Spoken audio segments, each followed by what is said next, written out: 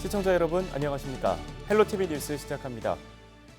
경기도에 1,507만 제곱미터 군사시설 보호구역이 해제된다는 소식 전해드렸는데요. 여기에 포천 지역이 포함됐죠. 포천시는 군사시설 보호구역이 해제되면서 지역 개발에 대한 기대감이 높아지고 있습니다. 해당 지역과 개발 기대감에 대한 소식 김소영 기자가 전해드립니다.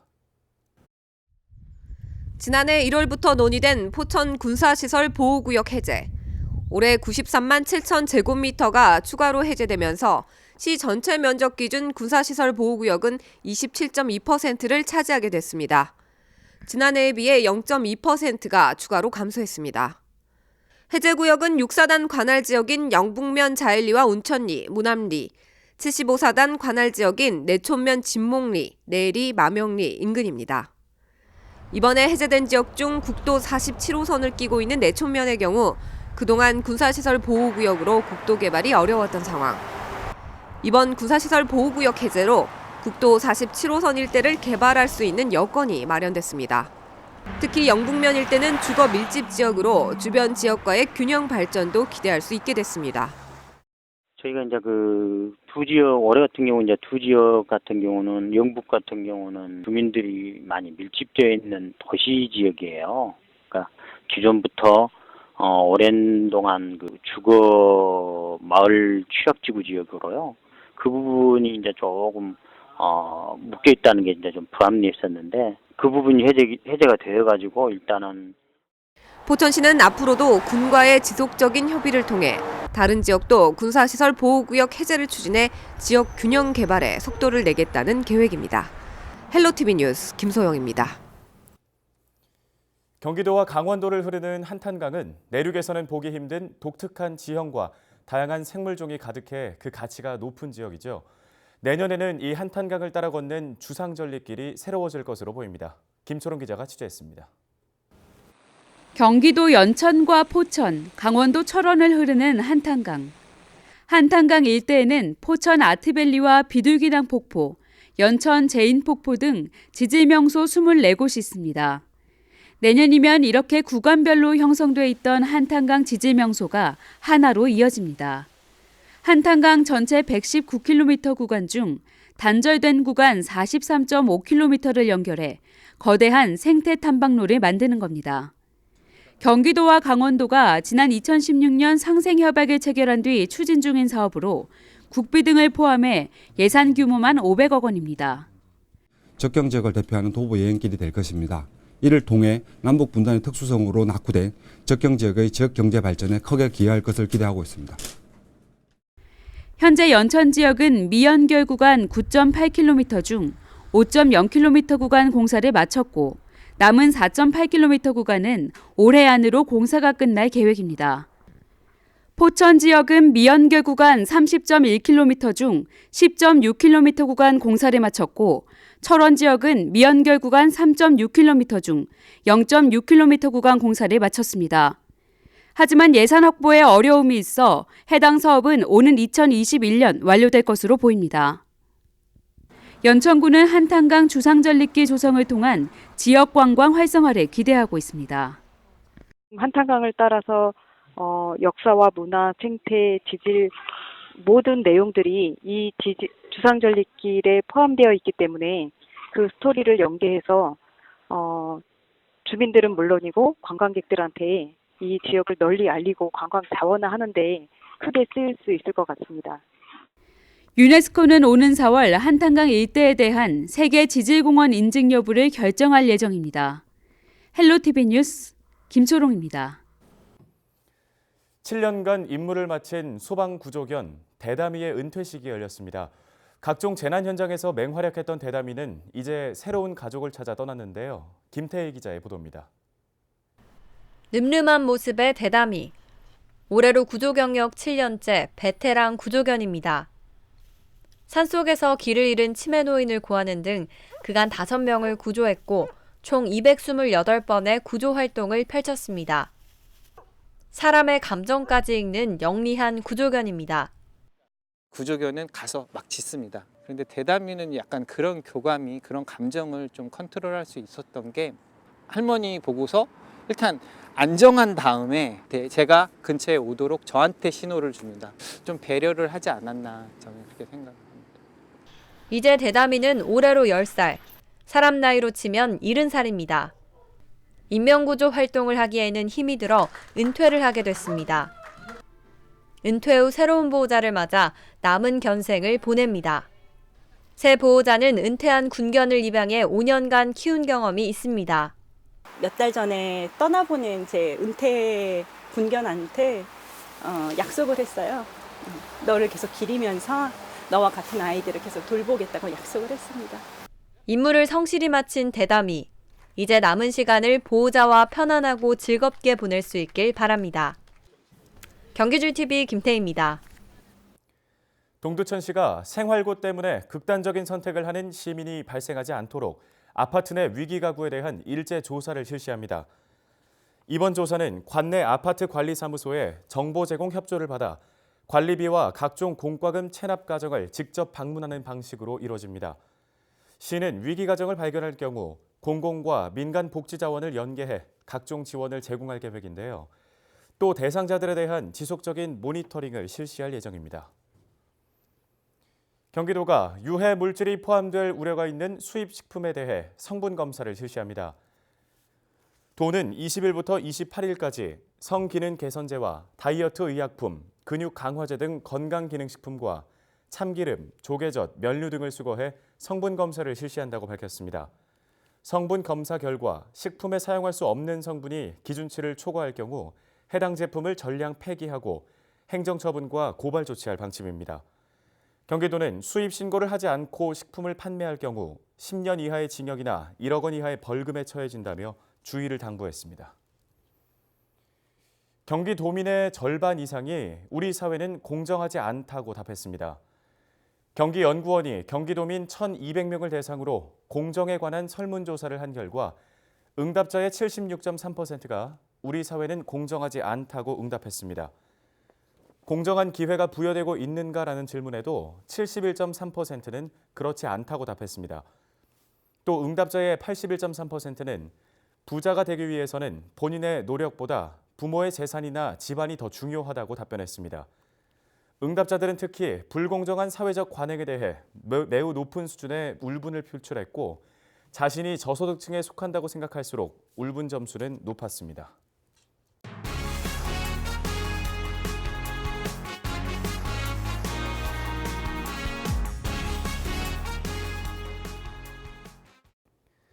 경기도 교육청은 학업생활 부적응 등으로 학업 중단 위기를 맞은 학생들을 지원하기 위해 위탁교육기관 30곳을 공모합니다.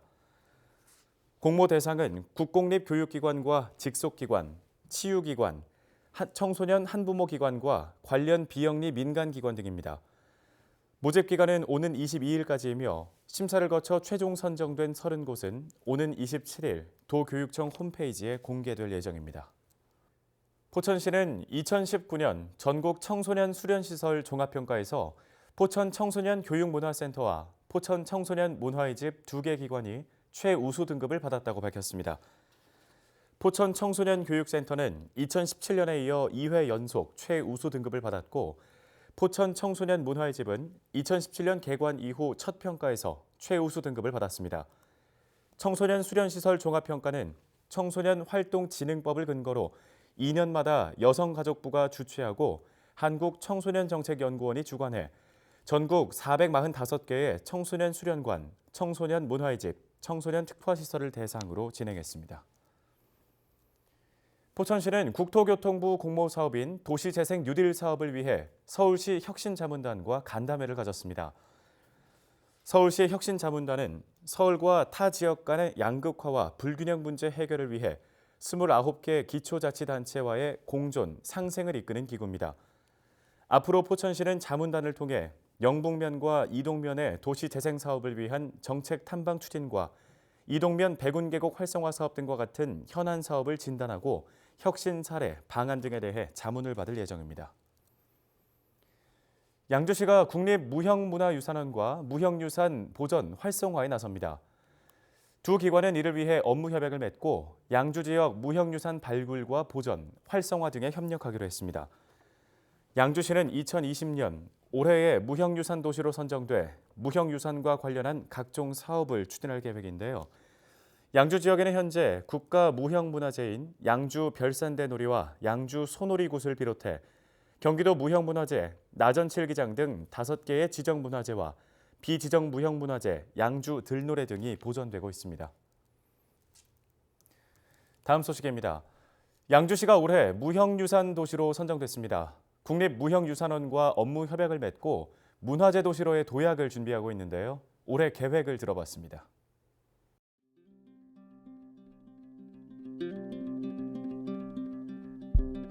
개인적으로나 양주시 입장에서 매우 기쁘게 생각하고 의무를 찾자면은 여러 가지 있겠지만은 무엇보다 우리 양주시 무형문화재의 재탄생의 계기가 된 것이 아닌가 하는 생각이 듭니다. 문화재라는 것은 사람이 살아가는 듯 생명이 있듯 똑같이 우리 문화 속에서 잉태되고 또 유년기, 청소년기, 장년기, 노년기를 거쳐서 사라지게 됩니다. 아마 우리 양주시 같은 경우는 장년기에 접어들었는데 앞으로 노년기를 대비할 때가 됐는데 이때 아주 무형유산 도시로 선정됨으로써 재탄생의 계기가 될 수 있다고 봅니다.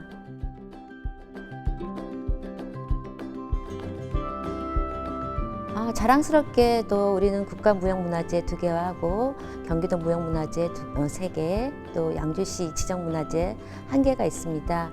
국가무형문화재로서는 국가무형문화재 제2호인 양주 별산대 놀이와 또 양주 소놀이굿, 경기도 무형문화재로서는 양주 상해와 해다지, 또 양주 농화, 나전칠기장이 있으며 또 양주시 무형문화재로서는 양주 들노래가 있습니다.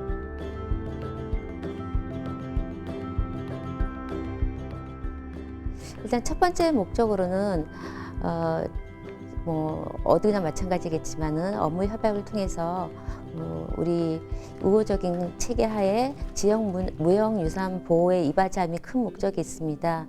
주요 내용으로는 유산원에서는 예산을 지원해주고 저희 시에서는 각종 사업을 실시하는데 그 사업 중에 하나가 지금 흩어져 있는 모든 기록을 데이터베이스하고 또 그걸 바탕으로 책자를 발간하며 또 각종 학술 행사라든지 교원 연수 또 지역 축제와 연계된 기획 공연 등이 있습니다.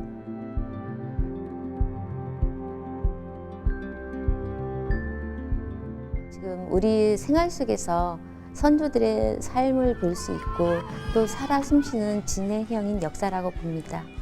양주시의 무형문화유산 정말 오늘 선정된 거 자랑스럽게 생각하고요. 양주시에 오시면 각종 공연들이 너무너무 많이 있습니다. 꼭 혹시 이 방송을 시청하신 분들 저희 양주시청 문화감각과로 연락 주셔가지고 상세히 자세히 안내해 드리겠습니다. 꼭 양주시로 오십시오.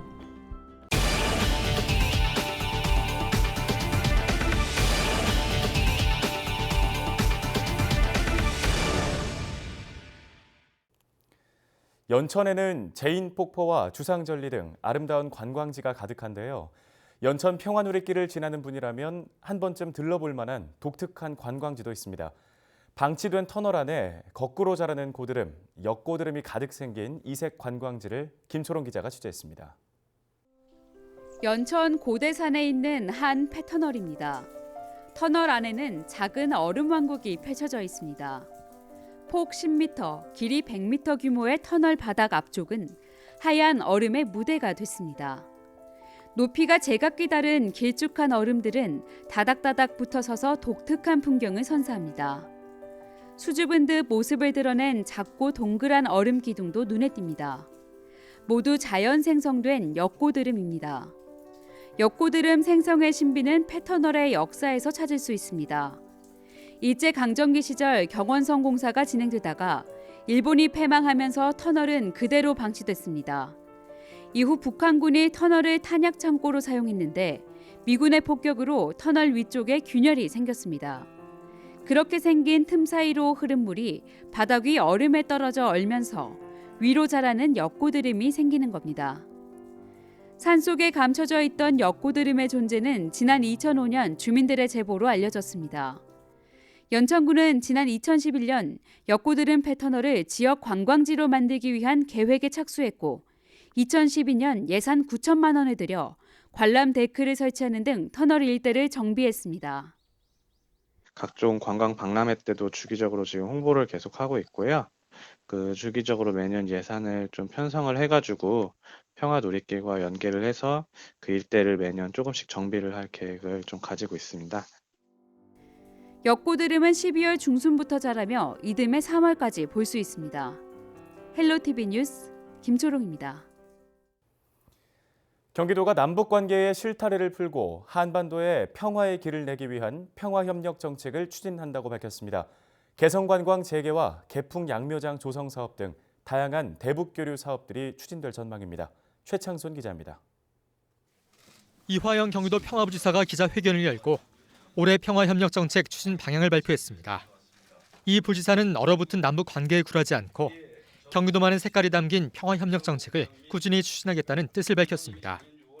남북 관계를 둘러싼 이견이 쉽지 않은 가운데 경기도는 남북 평화협력 시대를 열기 위한 정책을 앞장서서 추진해 왔습니다. 그 결과 경기도는 다른 지방 정부는 물론 중앙 정부에서도 이루지 못한 여러 성과를 내기도 하였습니다. 굵직한 사업들 중 첫 번째로 꼽은 건 개성관광 재개를 위한 사업입니다. 민간 단체와 함께 개성관광 사전 신청, 경기도민 서명운동을 추진할 계획입니다. 또 개풍양묘장 조성 사업이 신속히 추진될 수 있도록 북측과 적극적으로 협의하기로 했습니다. 개풍양묘장 조성 사업은 유엔 대북제재위원회로부터 대북제재 면제 승인을 받은 만큼 인도적 지원 사업을 넘어 개발협력 성격의 남북교류 협력 사업이 이루어지도록 하겠다는 구상입니다. 농촌개발 시범 사업에 대한 대북 면제도 추진해 현실화해 나가기로 했습니다. 이와 함께 한강하구 남북 공동수역 평화적 활용과 남북 공동 평화공원 조성 등의 계획도 알렸습니다. 지방정부의 자율성과 창조적인 능력을 최대한 발휘할 기회가 열렸다고 생각합니다. 경기도가 구상하고 계획하여 추진하는 경기도만의 평화협력 정책은 2002년도에도 중단되지 않을 것입니다. 대외 정세에 발이 묶인 중앙정부 대신 대북 지원 사업자로 지정된 경기도의 노력이 얼어붙은 남북 관계를 녹이는 계기를 만들어낼 수 있을지 주목됩니다. 경기슈TV 최창순입니다. 의정부 뺏벌과 하촌의 군사시설 보호구역 고도 제한이 일부 완화될 것으로 보입니다. 의정부시는 지난 13일 뺏벌 54,073제곱미터, 하촌 88,745제곱미터에 대해 최근 육군 73사단과 고도 완화 행정 위탁 협약을 체결했다고 밝혔습니다.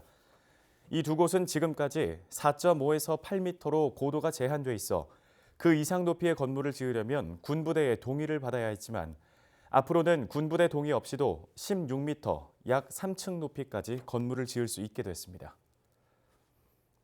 의정부시는 지난 13일부터 송산 3동 행정복지센터와 의정부 1동 통합청사의 문을 열고 본격적인 업무에 들어갔습니다. 송산 2동은 도시와 농촌이 공존한 지역이었으나 택지 개발로 인구가 급증하면서 일부 지역을 송산 3동으로 분리했습니다.